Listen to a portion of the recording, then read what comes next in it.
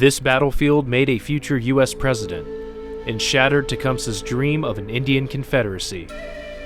But how did this brief, yet decisive battle in the Indiana Territory shape the events that led to the War of 1812? Today, we're walking this ground to uncover what really happened here in 1811 and why it still matters today.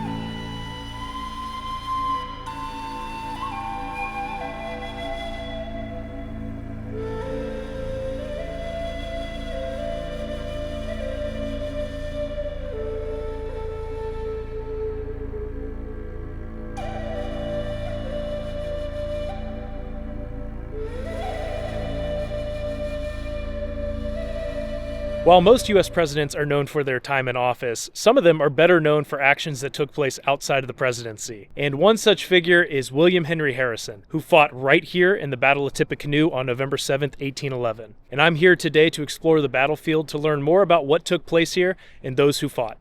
In the previous episode, we talked about Tecumseh's brother, Tenskwatawa, who was also known as the Prophet. And in late 1811, while Tecumseh was away recruiting other tribes for their confederacy, Tenskwatawa was left in charge of Prophetstown. As this settlement grew in size and influence, Indiana Territorial Governor William Henry Harrison believed that military force was the only effective way to deal with this threat. In response, Harrison assembled a force of nearly 1,000 soldiers to include militia and began a march towards Prophetstown. On November 6, 1811, Harrison's force arrived outside Prophetstown. A follower of Tenskwatawa came out and met them with a white flag, hoping that there could be a discussion before any fighting took place. Harrison agreed to this and set up a camp near Burnett's Creek, where his men formed an irregular rectangular formation. They posted guards and kept fires burning throughout the rainy night and slept on their arms.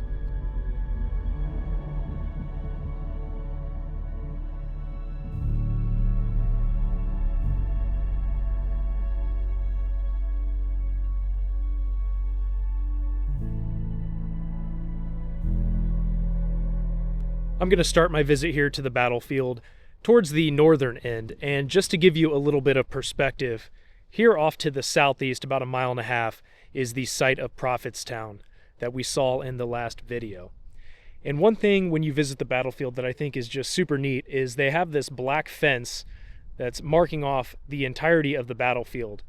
So as you walk around, you can really see and get an idea of what the field of battle was and really what Harrison's camp would have looked like, again in that irregular rectangular formation. And I'm going to start here on the northern side, one, because that's where the parking lot is, so it's convenient, but also because this is really where some of the initial attacks came from. But one thing as we walk around, and I want to touch on this because this has been discussed in other videos here, are the trees of Tippecanoe. So this little sign here says, "Welcome to the Tippecanoe Battlefield, National Historic Landmark. The land on which you now stand was the site of a dramatic conflict between two different ways of life.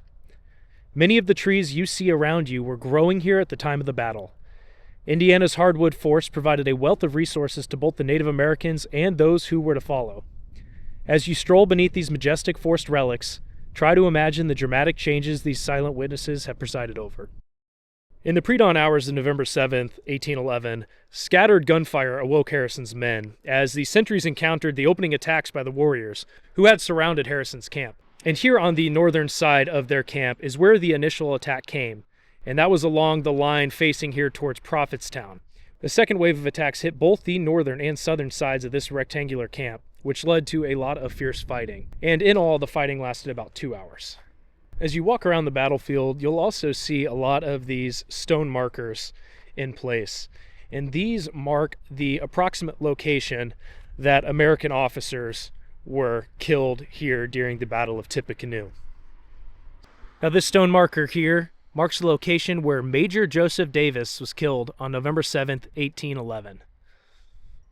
I'm still here on the northern end of the battlefield, just to the other side of the battle monument where they have two other markers. This first one marks the approximate location that Colonel Abram Owen was killed during the battle.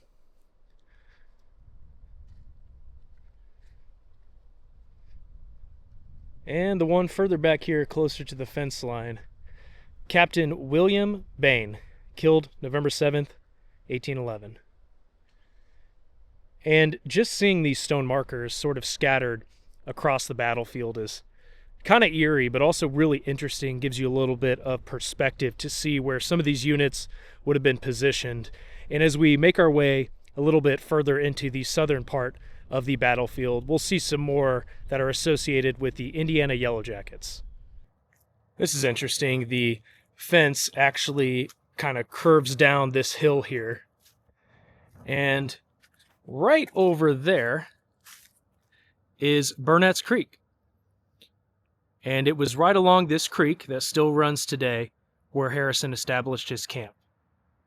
We're now here at the southern end of the battlefield where some of the fiercest fighting took place on the morning of November 7th, 1811. And I can't think of a better way to illustrate that visually than the sight of these stone markers here, which mark the approximate location where American officers were killed.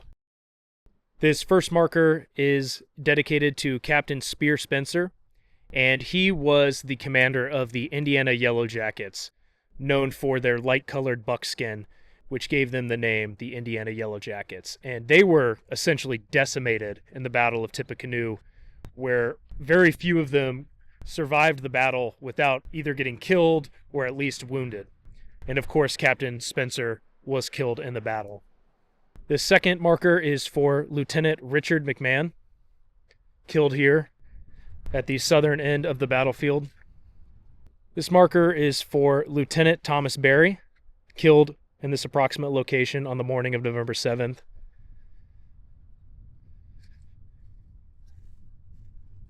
And this last marker for Captain Jacob Warwick, also killed here on the morning of November 7th. Now the fence line here keeps going pretty far south, and I'm thankful for that because that means they were able to preserve a lot more acreage. In all, the preserved battlefield is about 16 acres, which is wonderful that they were able to preserve this. I'm not sure if there's any other markers down this way. I don't believe there are, just based on where Captain Spencer's was. I know they were kind of the southern end of the American camp. But we're going to walk down a little bit and just check it out. All right, I'm down here at the very southern end of the fence line at Tippecanoe Battlefield. So we're essentially at the end of the preserved portion of the battlefield. I'm going to go ahead and walk along the fence line that parallels Burnett's Creek, and as we kind of head our way back towards the battlefield monument to see if there's anything else to see. But it is just neat to walk these grounds. And if it weren't for the cars driving by, if it were a little bit quieter, I think it would maybe add a little bit to the eeriness, just knowing how many men were killed here on both sides and how many are still buried in this area and near the monument. But anytime I walk a battlefield, I get that feeling a little bit, just knowing that while today it's a peaceful field, it was once gripped by the screams and the blood and the killing and just how horrendous it must have been for those men that were getting shot and stabbed and hacked to death. I don't know, it's almost unfathomable, but I'm glad we're still able to visit battlefields like this today to learn a little bit more about, again, not just the battle itself, but the men who fought in them. Okay, the fence kind of curves and goes down here, and just over there is Burnett's Creek. And actually, it looks like up this way there is a gate, so I'm going to go ahead and step off the preserved portion of the battlefield for a minute to take a look at Burnett's Creek. Down here is Burnett's Creek, which played a role in the battle in that Harrison decided to make his camp along it, just up there on the rise. And we're actually looking in the northwestern direction, and off in this direction is where Prophet's Rock is. So the warriors would have actually had to come through these woods and cross Burnett's Creek here to attack Harrison's camp. But just imagining those warriors splashing across this creek, and thankfully Harrison had his sentries positioned outside the camp because Tenskwatawa, of course, hoped to surprise the American camp, and I believe there's actually a story that they wanted to sneak into the camp and assassinate William Henry Harrison before the Americans even knew what hit him. But of course, the sentries were alerted to the approaching warriors who were still able to essentially surround Harrison's camp, and then the battle was on. This is kind of neat. So just crossed through the black fence onto the battlefield, and you can see that there's this kind of berm, this rise here on this side of the battlefield, which would have been interesting to have to climb up and utilize the trees, I guess, as cover as you attack the camp. But today, they have this pretty helpful set of stairs, so we're going to go ahead and use that.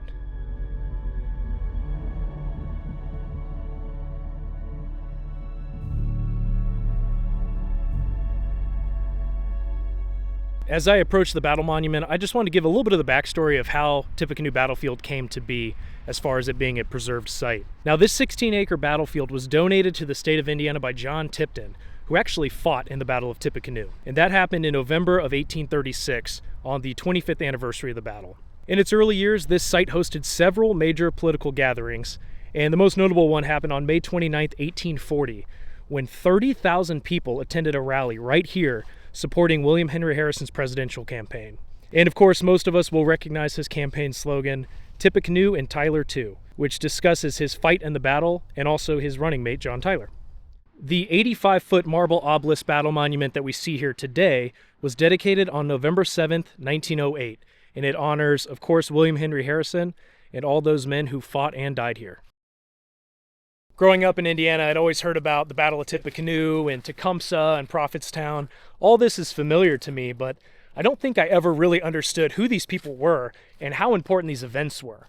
So getting to actually walk on the Tippecanoe Battlefield, as I'm doing right now, really brings this history to life, and I think has definitely bolstered my own knowledge of Indiana history, but also American history. And it just goes to show you that there are historic sites all around this country that we can visit to help us learn more and dig deeper and understand who the people were and the decisions they made and maybe why they made them. And even sites like Prophetstown, which really has nothing to do with Americans specifically, tells us more about our history. Because if we don't study the good and the bad and how things developed and how things happened and how we got to where we are today, it's going to be a heck of a lot harder for us to find the right path as we move forward as a country and as historians. But that's going to be it for this one. Now it's on to the next journey.